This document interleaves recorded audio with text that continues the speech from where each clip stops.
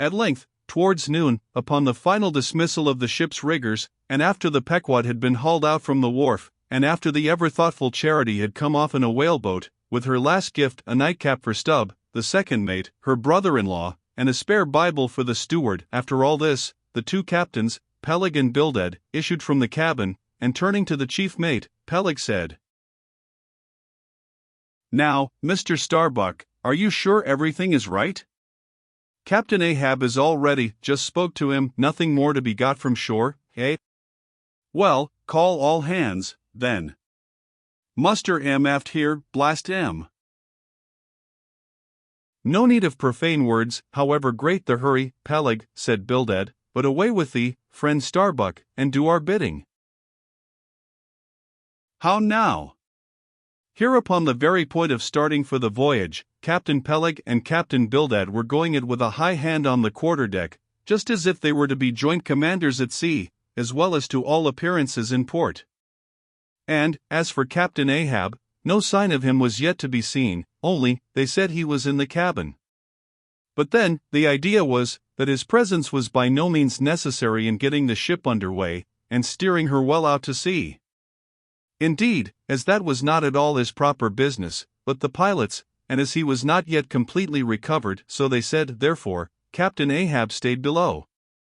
And all this seemed natural enough, especially as in the merchant service many captains never show themselves on deck for a considerable time after heaving up the anchor, but remain over the cabin table, having a farewell merrymaking with their shore friends, before they quit the ship for good with the pilot.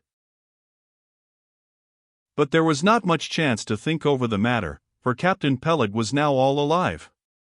He seemed to do most of the talking and commanding, and not Bildad. "Aft here, ye sons of bachelors," he cried, as the sailors lingered at the mainmast. "Mr. Starbuck, drive 'em aft." "Strike the tent there," was the next order. As I hinted before, this whalebone marquee was never pitched except in port, and on board the Pequod, for 30 years, the order to strike the tent was well known to be the next thing to heaving up the anchor. "Man the capstan! Blood and thunder, jump!" was the next command, and the crew sprang for the handspikes. Now, in getting under way, the station generally occupied by the pilot is the forward part of the ship. And here Bildad, who, with Peleg, be it known, in addition to his other offices, was one of the licensed pilots of the port, he being suspected to have got himself made a pilot in order to save the Nantucket pilot fee to all the ships he was concerned in, for he never piloted any other craft. Bildad, I say, might now be seen actively engaged in looking over the bows for the approaching anchor, and at intervals singing what seemed a dismal stave of psalmody, to cheer the hands at the windlass, who roared forth some sort of a chorus about the girls in Bobble Alley, with hearty good will.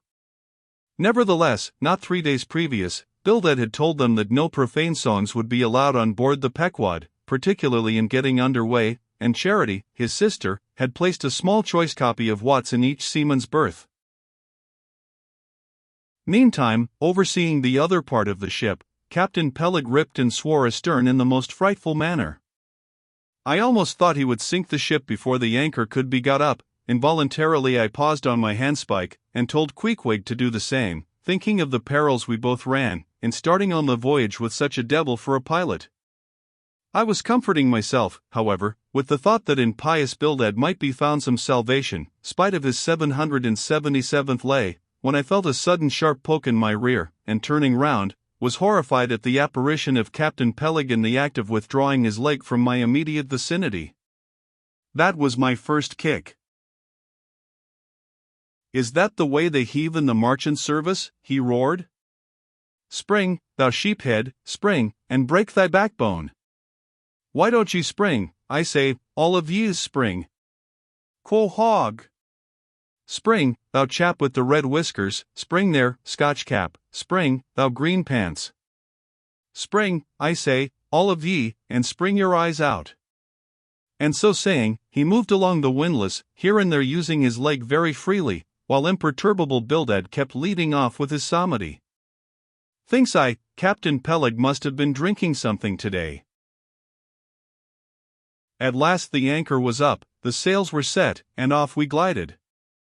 It was a short, cold Christmas, and as the short northern day merged into night, we found ourselves almost broad upon the wintry ocean, whose freezing spray cased us in ice, as in polished armor.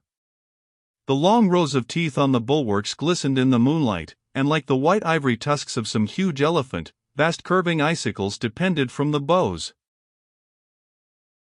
Lank Bildad, as pilot, headed the first watch, and ever and anon, as the old craft deep-dived into the green seas, and sent the shivering frost all over her, and the winds howled, and the cordage rang, his steady notes were heard. Sweet fields beyond the swelling flood stand dressed in living green. So to the Jews old Canaan stood, while Jordan rolled between. Never did those sweet words sound more sweetly to me than then. They were full of hope and fruition. Spite of this frigid winter night in the boisterous Atlantic, spite of my wet feet and wetter jacket, there was yet, it then seemed to me, many a pleasant haven in store, and meads and glades so eternally vernal, that the grass shot up by the spring, untrodden, unwilted, remains at midsummer. At last we gained such an offing, that the two pilots were needed no longer. The stout sailboat that had accompanied us began ranging alongside. It was curious and not unpleasing, how Peleg and Bildad were affected at this juncture, especially Captain Bildad. For loath to depart, yet very loath to leave, for good, a ship bound on so long and perilous a voyage, beyond both stormy capes, a ship in which some thousands of his hard-earned dollars were invested, a ship in which an old shipmate sailed as captain, a man almost as old as he, once more starting to encounter all the terrors of the pitiless jaw, loath to say goodbye to a thing so every way brimful of every interest to him. Poor old Bildad lingered long, paced the deck with anxious strides, ran down into the cabin to speak another farewell word there, again came on deck, and looked to windward, looked towards the wide and endless waters, only bounded by the far-off unseen eastern continents, looked towards the land, looked aloft, looked right and left, looked everywhere and nowhere, and at last, mechanically coiling a rope upon its pin, convulsively grasped stout Peleg by the hand, and holding up a lantern, for a moment stood gazing heroically in his face, as much as to say, "Nevertheless, friend Peleg, I can stand it, yes, I can." As for Peleg himself, he took it more like a philosopher, but for all his philosophy, there was a tear twinkling in his eye, when the lantern came too near. And he, too, did not a little run from cabin to deck, now a word below, and now a word with Starbuck, the chief mate. But, at last, he turned to his comrade, with a final sort of look about him, "Captain Bildad, come, old shipmate, we must go. Back the main-yard there. Boat ahoy! Stand by to come close alongside, now. Careful, careful, come, Bildad, boy, say your last. Luck to ye, Starbuck, luck to ye, Mr. Stubb, luck to ye, Mr. Flask, goodbye, and good luck to ye all, and this day 3 years I'll have a hot supper smoking for ye in old Nantucket. Hurrah and away! God bless ye, and have ye in his holy keeping, men," murmured old Bildad, almost incoherently. "I hope you'll have fine weather now, so that Captain Ahab may soon be moving among ye. A pleasant sun is all he needs, and you'll have plenty of them in the tropic voyage ye go. Be careful in the hunt, ye mates.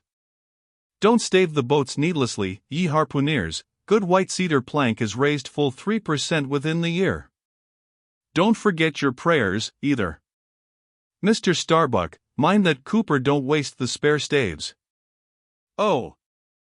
The sail needles are in the green locker.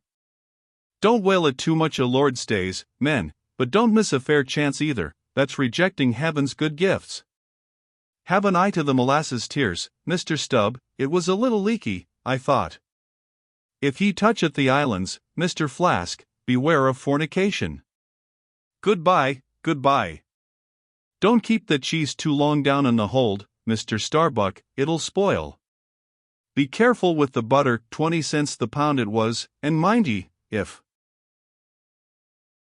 Come, come, Captain Bildad, stop palavering, away, and with that, Peleg hurried him over the side, and both dropped into the boat.